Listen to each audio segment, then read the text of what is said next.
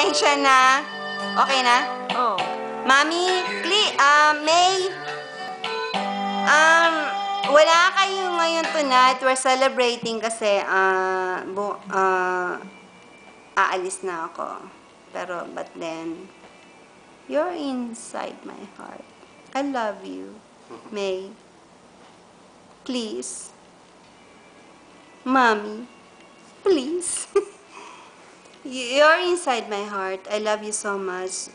Kung makikita nyo yung video ngayon tonight, I just want to say goodbye sa inyo.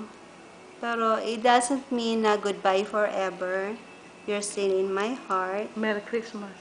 And Merry Christmas sa inyong lahat. And Happy New Year! Sabi ni ni Darrell.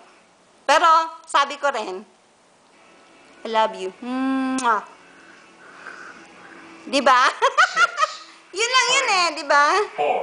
But I love you so much. Kung sana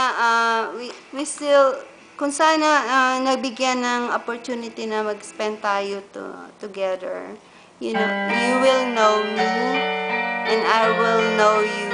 You're gonna like me. I know you're gonna like me. But then, bye-bye. I'm gonna go somewhere else, but you know, I'm gonna go in another country, but I will come back soon, right?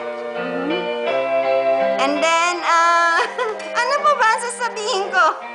Happy holiday. And happy holiday and Happy New Year to all of you. And I love you so much. And sana wag niyo ako makalimutan kasi I love you.